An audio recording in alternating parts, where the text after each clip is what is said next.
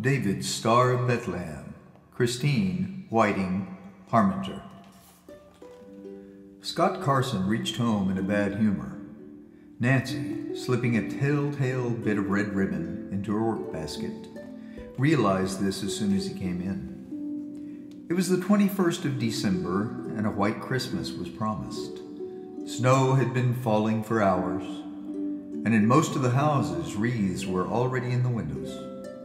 It was what one calls a Christmassy feeling day. Yet, save for that red ribbon in Nancy's basket, there was no sign in the Carson home of the approaching festival. Scott said, kissing her absent-mindedly and slumping into a big chair, "This snow is the very limit. If the wind starts blowing, there'll be a fierce time with the traffic. My train was 20 minutes late as it is, and there's the bell. Who can it be at this hour? I want my dinner." "I'll go to the door," said Nancy hurriedly as he started up. "Selma's putting dinner on the table now." Relaxing into his chair, Scott heard her open the front door, say something about the storm, and, after a moment, wish someone a Merry Christmas. A Merry Christmas. He wondered that she could say it so calmly. 3 years ago on Christmas morning, they had lost their boy. Swiftly, terribly, without warning. Meningitis, the doctor said. Only a few hours before the child had seemed a healthy, happy youngster, helping them trim the tree, hoping with a twinkle in the brown eyes so like his mother's, that Santa Claus would remember the fact that he wanted skis.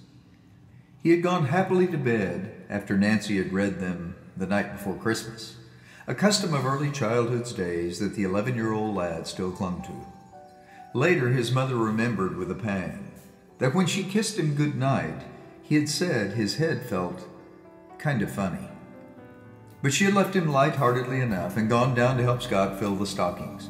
Santa had not forgotten the skis, but Jimmy never saw them. 3 years, and the memory still hurt so much that the very thought of Christmas was agony to Scott Carson. Jimmy had slipped away just as the carolers stopped innocently beneath the window, their voices rising clear and penetrating in the dawn's sweet air. Silent night, holy night. Scott arose suddenly. He must not live over that time again. "Who was it?" he asked gruffly as Nancy joined him, and understanding the gruffness, she answered tactfully, "Only the expressman." "What did he bring?" "Just a package." "One naturally supposes that," replied her husband with a touch of sarcasm. Then, suspicion gripping him, he burst out, "Look here, if you've been getting Christmas gifts for me, well, I won't have it. I told you I wanted to forget Christmas. I know, dear," she broke in hastily. "The package was only from Aunt Mary." "Didn't you tell her we weren't keeping Christmas?" he demanded irritably. "Yes, Scott, but you know Aunt Mary. Come now, dinner's on, and I think it's a good one. You'll feel better after you eat." But Scott found it unaccountably hard to eat, and later, when Nancy was reading aloud in an effort to soothe him, he couldn't follow. She had chosen something humorous and diverting, but in the midst of a paragraph he spoke, and she knew that he had not been listening. "Nancy," he said, "is there any place on God's earth where we can get away from Christmas?" She looked up, answering with sweet gentleness, "It would be a hard place to find, Scott." He faced her suddenly.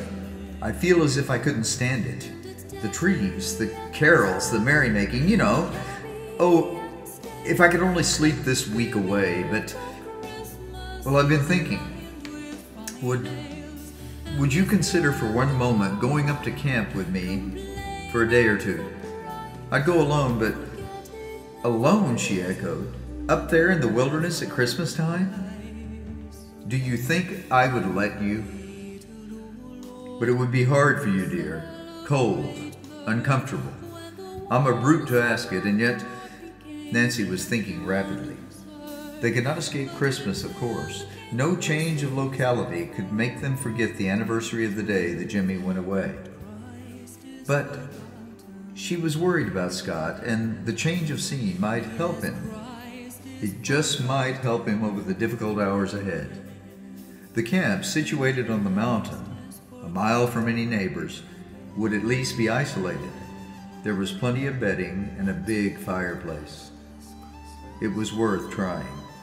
She said cheerfully, "I'll go with you, dear. Perhaps the change will make things easier for both of us." This was Tuesday, and on Thursday afternoon they stepped off the northbound train and stood on the platform watching it vanish into the mountains. The day was crisp and cold. "Two above," the station master told them as they went into the box of the station and moved instinctively toward the red-hot airtight, which gave forth grateful warmth. "I sent a telegram yesterday to Clem Hawkins, over on the mountain road," said Scott. "I know you don't deliver a message so far off, but I took a chance. Do you know if he got it?" "Yep.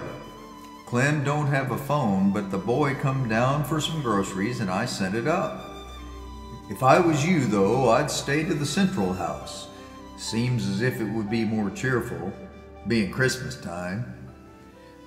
"I guess we'll be comfortable enough if Hawkins airs out, lights the fire," replied Scott, his face hardening at the innocent mention of the holiday. "Is there anyone around here who will take us up? I'll pay for it, of course." "Well, Irie Morris will go, but you'll have to walk from Hawkins's. The road ain't dug out beyond. Well, there's Irie now. You wait and I'll holler to him. Hey, Irie!" he called, going to the door. "Will you carry these folks up to the Hawkinses? They'll pay for it." Irie, a ruddy-faced young farmer, obligingly appeared, his gray workhorse hitched to a one-seated sleigh of ancient and uncomfortable design. "Have to sit 3 on a seat," he explained cheerfully, "but we'll all be the warmer for it. Tuck the buffalo robe round the lady's feet, mister, and you and me'll use the horse blanket. You want to stop to the store for provisions?" "Oh, yes, I brought some canned stuff, but we'll need other things," said Nancy. "Here, I've made a list." "Well, you got good courage," grinned the station master. "I just hope you don't get froze up to death up there in them woods. Merry Christmas to you, anyhow." "The same to you," responded Nancy, smiling, and noted with a stab of pain that her husband's sensitive lips were trembling. Under Irie's cheerful conversation, however, Scott relaxed.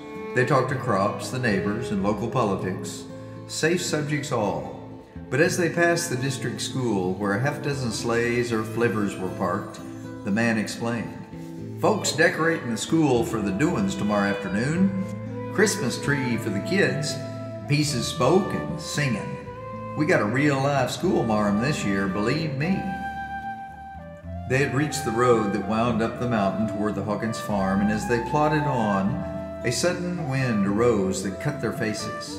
Snow creaked under the runners, and as the sun sank behind the mountain, Nancy shivered, not so much with the cold as with a sense of loneliness and isolation. It was Scott's voice that roused her. "Should we have brought snowshoes? I didn't realize that we couldn't be carried all the way." "Well, I guess you'll get there all right," said Irie. "Snow's packed hard as a drumhead. It ain't likely to thaw yet a while. Here you are," as he drew up before the weather-beaten, unpainted farmhouse. "You better step inside a minute and warm yourselves up." A shrewish-looking woman was already at the door, opening it but a crack, in order to keep out fresh air and the cold. "I think," said Nancy, with a glance at the deepening shadows, "that we'd better keep right on. I wonder if there's anybody here who would help us carry our bags and provisions." "There ain't," answered the woman, stepping outside and pulling a faded gray sweater around her shoulders. "Clem's gone to East Conroy with the eggs. Dave's up to the camp keeping your fire going. You can take the sled and carry your stuff on that. There it is, by the gate. Dave will bring it back when he comes. And tell him to hurry. Like as not, Clem won't be back in time for milking. Well, I thought Dave was going to help Teacher decorate the school this afternoon, ventured Irie. He was unloading their things as he spoke and roping them to the sled. So'd he, responded the woman, but there weren't no one else to light that fire, was they? Guess it won't hurt him none to work for his living like other folks. That new school marm, well, she thinks of nothing but... Oh, look here, said the young man, straightening up, belligerent light in his blue eyes. It's Christmas. Can Dave go back with me if I stop and milk for him? They'll be working all evening. Lots of fun for a kid like him, and... No, he can't, snapped the woman. His head's enough turned now with speaking pieces and singing silly songs. You better be getting on, folks. I can't stand here talking till morning. She slammed the door.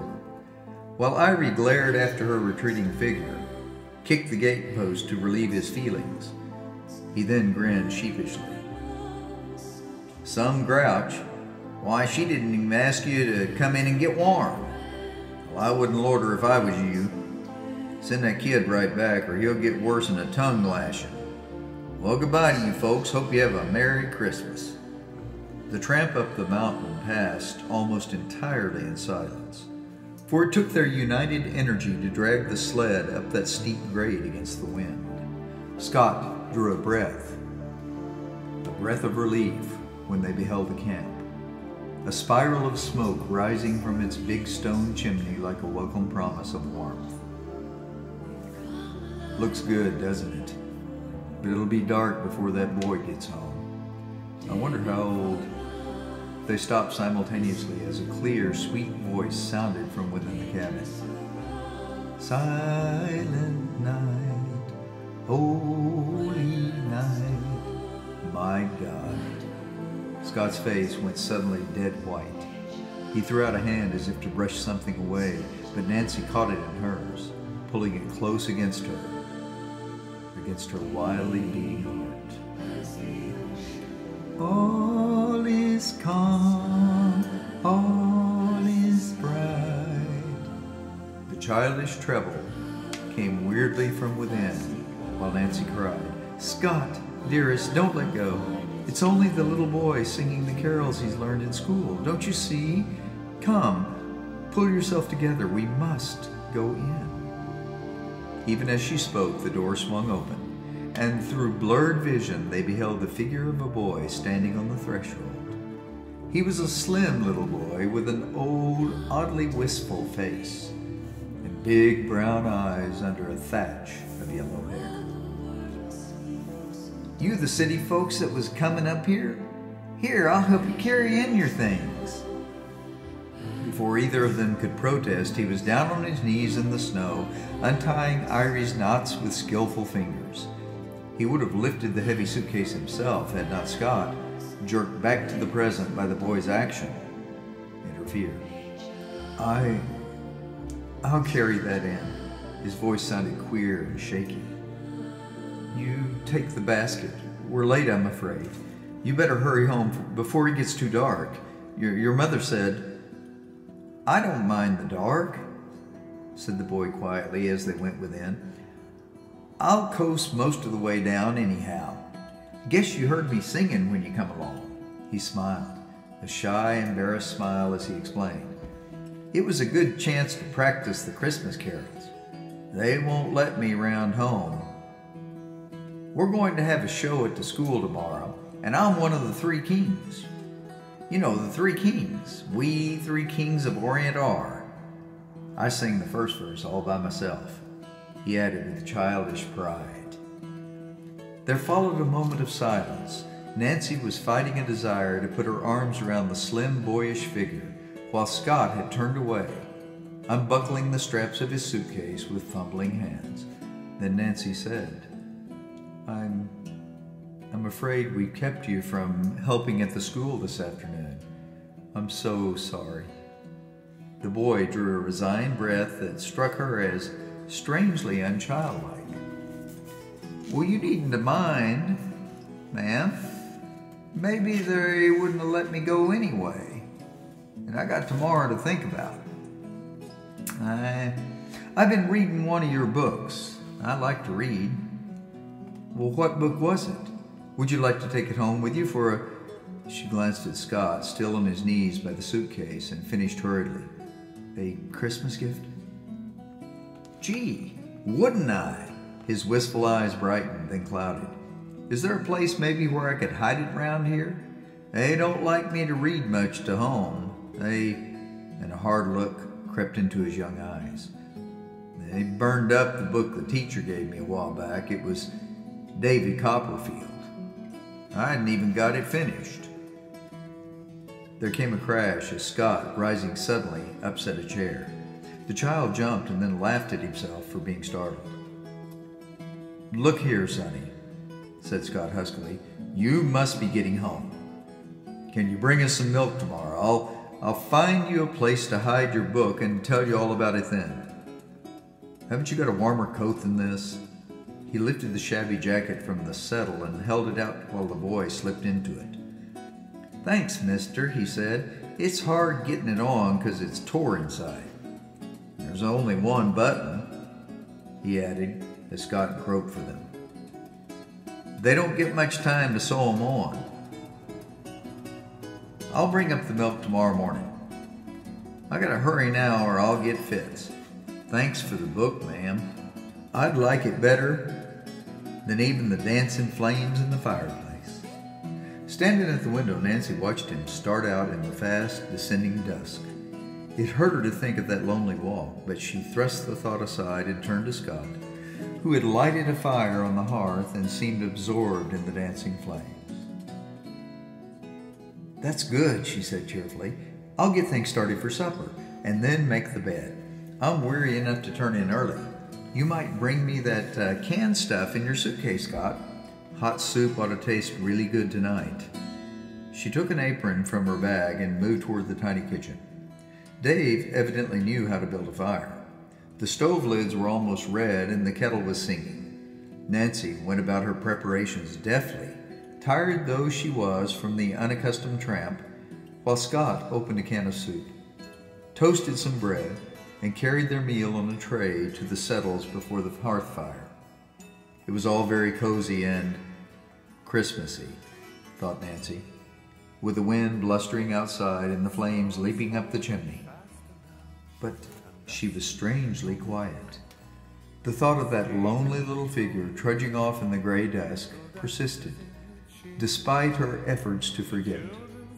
It was Scott who spoke, saying out of the silence, I wonder how old he is. The little boy? He nodded, and she answered gently, well, he seemed no older than, he seemed very young to be milking cows and doing chores. Again, Scott nodded, and a moment passed before he said, the work wouldn't hurt him, though, if he were strong enough, but did you notice, Nancy, he didn't look half fed. He's an intelligent little chap, though, and his voice, good Lord, he broke off suddenly. How can a shrew like that bring such a child into the world? And to burn his book. Nancy, I can't understand how things are ordered. Here's that poor boy struggling for development in an unhappy atmosphere. And our Jimmy, who had love and understanding, and tell me, why is this? She stretched out a tender hand, but the question remained unanswered, and the meal was finished in silence. Dave did not come with the milk next morning. They waited till nearly noon, and then tramped off in the snow-clad, pine-scented woods.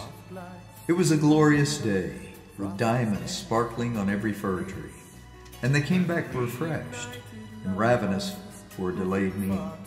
Scott wiped the dishes, whistling as he worked. It struck his wife that he hadn't whistled like that for months. Later, the last kitchen rites accomplished, she went to the window where he stood gazing down the trail. He won't come now, Scott. The kid? It's not 3 yet, Nancy. But the party begins at 4. I suppose everyone for miles around will be there. I wish... She was about to add that she wished they could have gone too, but something in Scott's face stopped her words. she said instead. Do you think we'd better go for the milk ourselves? What's the use? They'll all be at the shindig, even the sour-faced woman, I suppose. But somehow, I feel worried about that boy. If he isn't here bright and early in the morning, I'll go down and see what's happened. Looks as if it were clouding up again, doesn't it? Perhaps we'll get snowed in. Big, lazy-looking snowflakes were already beginning to drift down. Scott piled more wood on the fire and stretched out on the settle for a nap. But Nancy was restless. She found herself standing repeatedly at the window looking at the snow. She was there when at last Scott stirred and wakened. He sat up blinking and asked, noting the twilight, "How long have I been asleep?" Nancy laughed, relieved to hear his voice after the long stillness. "Well, it's after 5. Good thunder, he arose, putting his arm across her shoulders. Poor girl, I haven't been much company on this trip, have I? But I didn't sleep well last night. I couldn't get that boy out of my mind. Why, look. Scott was staring out of the window into the growing dark. Here he is now. I thought you said... He was already at the door, flinging it wide in welcome as he went out to lift the box of milk jars from the sled. It seemed to Nancy as the child stepped inside that he looked subtly different. Discouraged, she would have said of an older person, and when he raised his eyes, she saw the unmistakable signs of recent tears. "Oh, David," she exclaimed, "why aren't you at your party?" "I didn't go." The boy seemed curiously to have withdrawn into himself. His answer was like a gentle, "None of your business." But Nancy was not without a knowledge of boy nature. She thought, he's hurt, dreadfully. He's afraid to talk for fear he'll cry. But he'll feel better if he gets it off his mind. She said, drawing him towards the cheerful hearth fire, "But why not, Dave?" He swallowed, pulling himself together with a heroic effort. "I had to milk. Folks have gone to Conroy to Grandma Hawkins's. I like Grandma Hawkins. She told them to be sure and bring me, but there wasn't no one else to milk, so... It was Scott who came to the rescue as David's voice failed suddenly. "Are you telling us that your people have gone away for Christmas and left you at home alone?" The boy nodded, winking back tears as he managed a pathetic smile. "Oh, I wouldn't have minded so much if it hadn't been for the doings of the school. Miss Mary's counting on me to sing and speak a piece. I don't know who they could have got to be that wise man." His face hardened in a way not good to see in a little boy, and he burst out angrily. "Oh, I'd have gone after they got off, darn 'em. But they hung around till almost 4, and then I went for my good suit, and they'd hid it or carried it away, and there was a Christmas tree."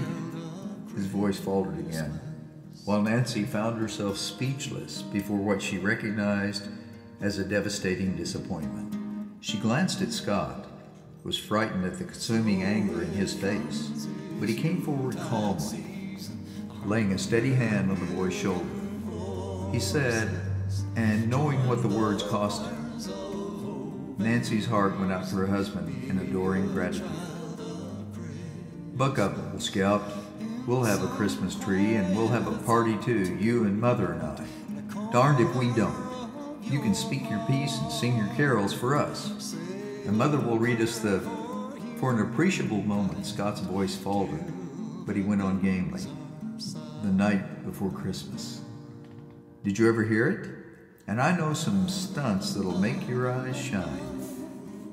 We'll have our party tomorrow, Christmas Day, sonny. But now..." He was stooping for his overshoes as he spoke. "Now we'll go down after that tree before it gets too dark. Come on, Mother, we want you too." Mother? Scott hadn't called her that since Jimmy left them. Through tear-blinded eyes, Nancy groped for her coat in the diminutive closet. Darkness was coming swiftly as they went into the snowy forest, but they found their tree and stopped to cut fragrant green branches for decoration. Not till the tree stood proudly in its corner did they remember the lack of tinsel trimmings. But Scott brushed this aside as a mere nothing. "We got popcorn. Nothing's prettier. Give us a bite of supper, Nancy, and then I'm going to that village." "The village? At this hour?" "You take my sled, mister," cried David, and they saw that his eyes were happy once more and childlike. "You can coast most all the way. It's like lightning." "I'll pop the corn. I'd love to. Gee, it's lucky I milked before I come away." The hours that followed passed like magic to Nancy Carson. Veritable wonders were wrought in that small cabin, and oh, it was good to be planning and playing again with the little boy. Not till the child, who had been up since dawn, had dropped asleep on the settle from sheer weariness, did she add the finishing touches to the scene. "It's like a picture of Christmas," she murmured happily. "The tree so green and slender with its snowy trimmings, the cone-laden pine at the windows, the bulging stockings at the fireplace, and the sleeping boy. I wonder." She turned, startled by a step on the creaking snow outside, but it was Scott. Of course. He came in quietly, not laden with bundles as she had expected, but empty-handed. There was, she thought, a strange excitement in his manner as he glanced round the firelit room, his eyes resting for a moment on David's peaceful face, and then he saw the well-filled stocking at the mantel, and his eyes came back unswerving to hers. "Nancy, is it?" She drew nearer and put her arms about him. "Yes, dear, it's Jimmy's. Just as we left it on Christmas Eve 3 years ago. You see, I couldn't quite bear to leave it behind us when we came away." Lying there as it was in his drawer so lonely at Christmas time. "Tell me you don't mind. Scott, please, won't you? We have our memories, but David, he has so little. That dreadful mother and..." Scott cleared his throat, swallowed, and said gently, "He has, I think, the loveliest mother in the world." "What do you mean, Scott?"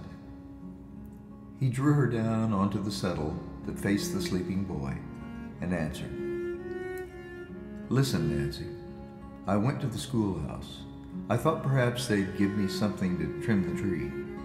The party was over, but the teacher was there with Irie, and they were clearing things away.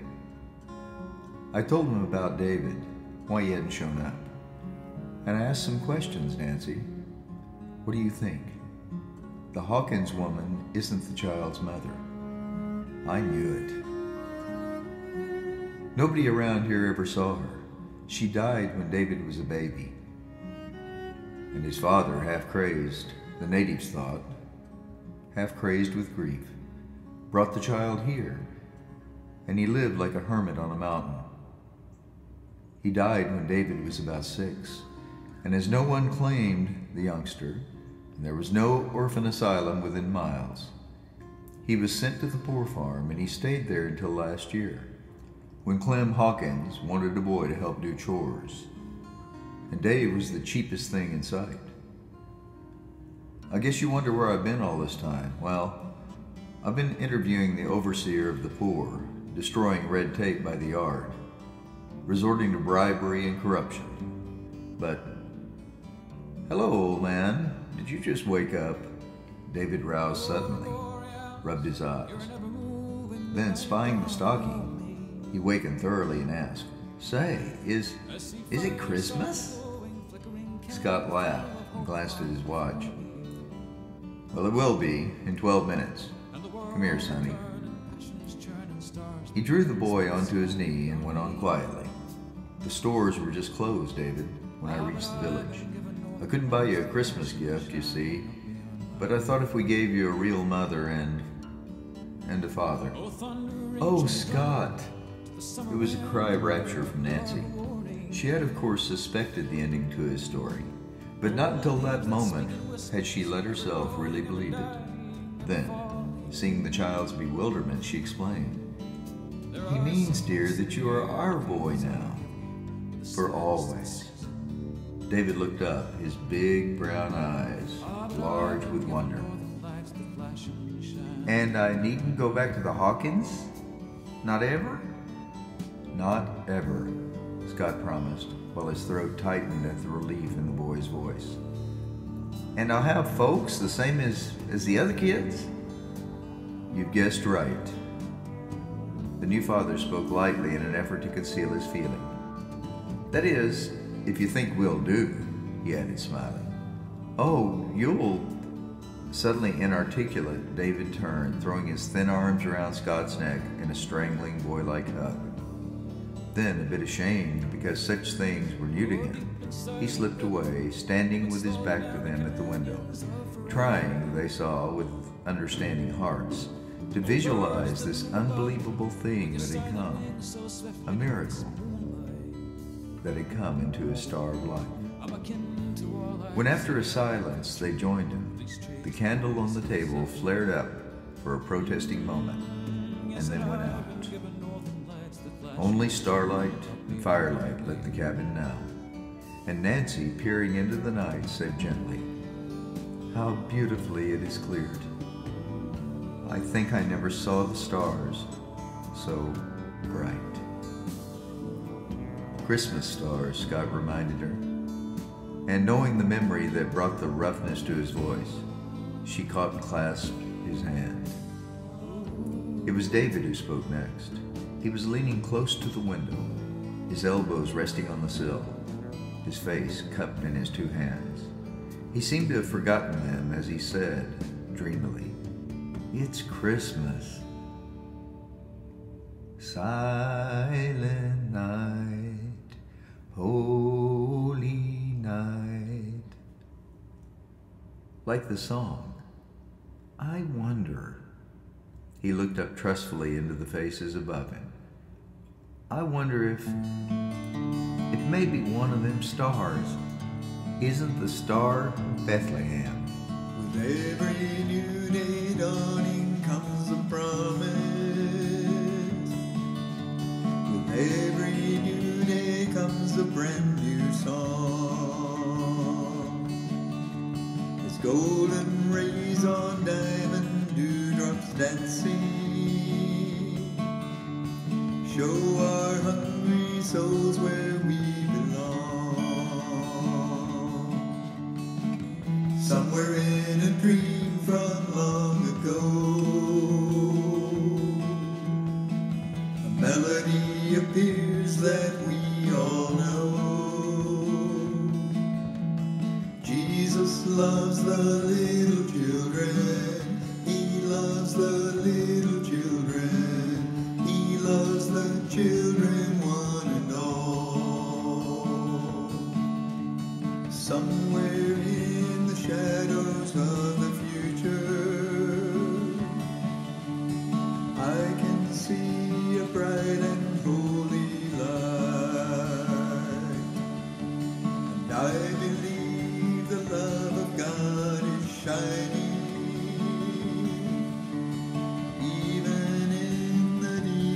darkest night. Somewhere in a dream from long ago, a melody appears that we all know.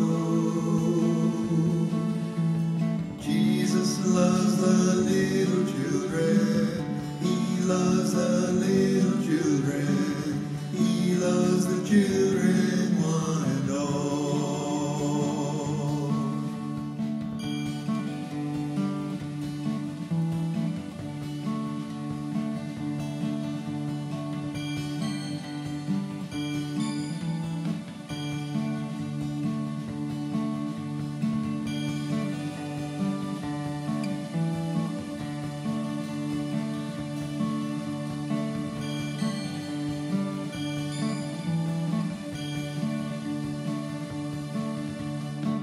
Somewhere in a dream from far away,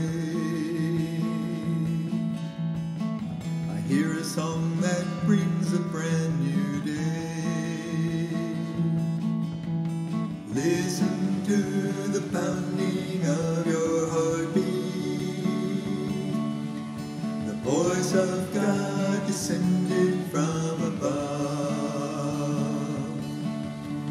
singing of the glory of creation. That you are made in wonder, born of love. Somewhere in a dream from far away, I hear a song that brings a brand new day. Somewhere in a dream from long ago, a melody appears that we all know. Jesus loves the little children. He loves the little children. He loves the children, one and all.